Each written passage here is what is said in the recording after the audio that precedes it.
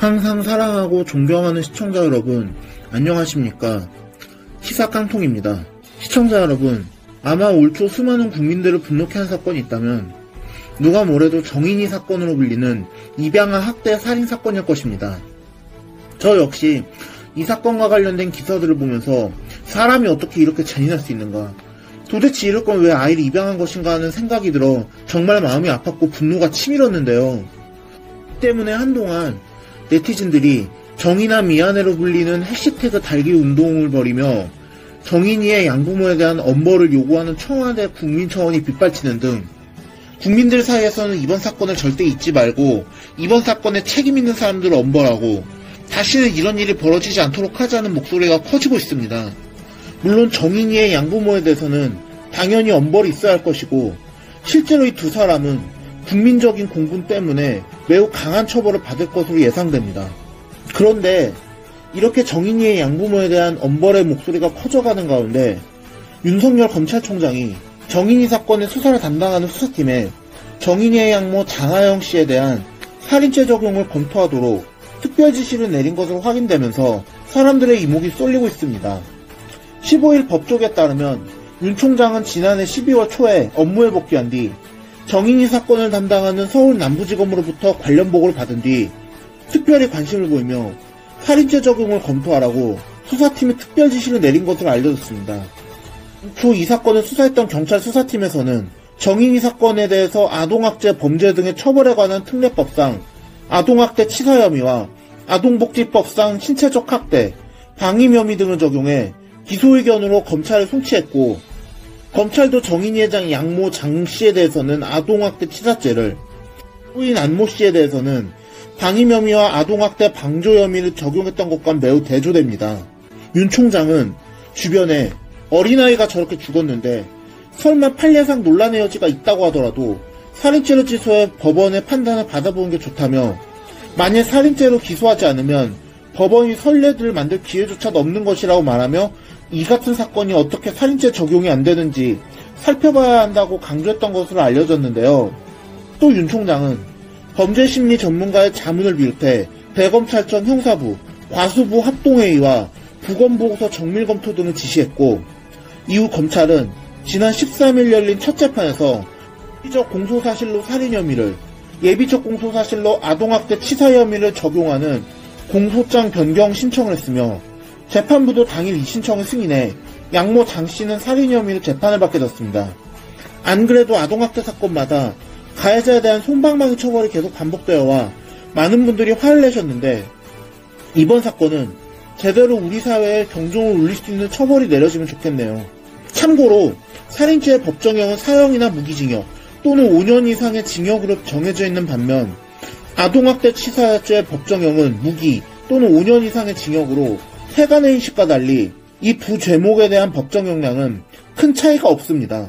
그러나 대법원 양형위원회의 기본형량에 따르면 살인죄는 보통 10년에서 16년, 아동학대 치사죄는 4년에서 7년이 적용돼 살인죄를 적용할 경우 아동학대 치사죄를 적용할 때보다 중형이 선고될 가능성이 더 높은 만큼 이번에 정인이 양모 장 씨에 대한 살인죄의 적용은 합당한 처분이라고 생각합니다. 생후 16개월밖에 안 된 어린아이가 췌장이 절단되고 갈비뼈가 부러지는 등 심각한 학대 속에서 죽어간 만큼 이번 사건은 단순한 아동학대 수준을 넘어섰다고 볼 수밖에 없었으니 말입니다. 이런 윤 총장이 13일에는 김학의 전 법무부 차관에 대한 불법 출국금지 의혹 사건에 대한 충실한 수사를 강조하며 이 사건을 수원지검 본청으로 재배당한 상실이 추가로 알려지며 다시 한번 사람들의 이목이 쏠리고 있습니다. 이 사건은 김 전 차관이 지난 2019년 3월 22일 인천국제공항에서 발권 수속을 마치고 해당일 0시 20분에 출발하는 태국 방콕행 비행기에 탑승하기 직전 체포된 사건을 말하는데요. 검찰 과거사위 입장에서 출금 조치는 수사를 개시하기 위한 첫 단추였겠지만 출국금지 신청은 수사기관만 할 수 있는 데다 대검 측에서는 조사단의 출국 요청을 거부했던 점에서 불법 논란이 계속 이어졌던 사안입니다. 당초 이 사건은 수원지검 안양지청에서 수사했지만 안양지청에서는 관련 수사가 답보 상태에 머무르고 있었던 데다가 이곳의 일부 지휘라인 인사와 의혹 당사자의 학연 등을 일각에서 지적하자 논란을 아예 정리하고자 해당 수사를 재배당한 것으로 보입니다.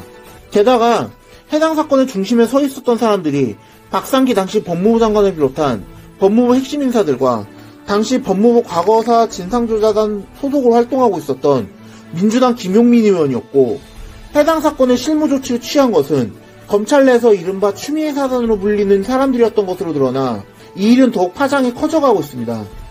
분명 김 전 차관은 국민적 공분을 불러일으킨 범죄를 저지른 자가 맞습니다.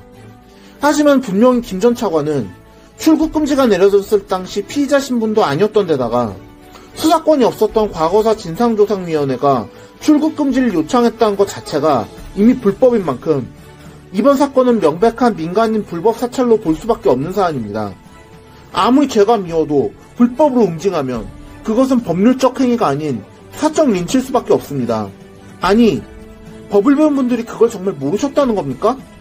정말 이번 정부는 무엇을 상상하든 그 이상을 보여주고 있단 말밖에는 할 말이 없네요.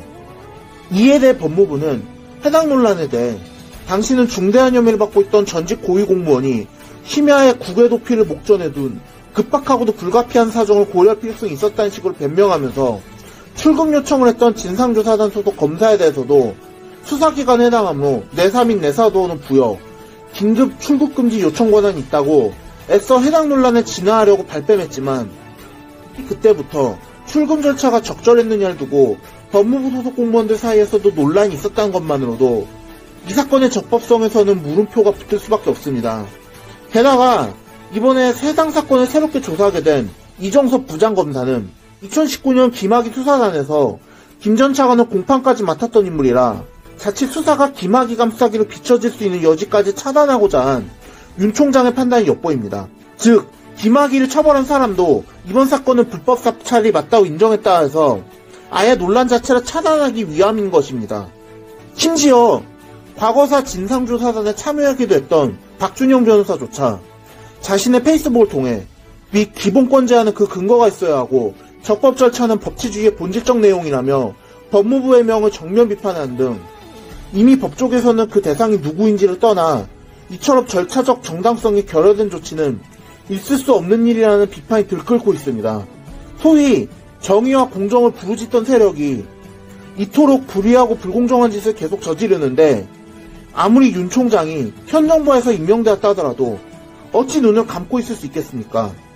이것이 많은 국민들이 윤 총장을 지지하고 또 차기 대통령을 밀고 있는 이유가 아닐까 합니다. 오늘의 영상은 여기까지였습니다. 들어주셔서 감사합니다.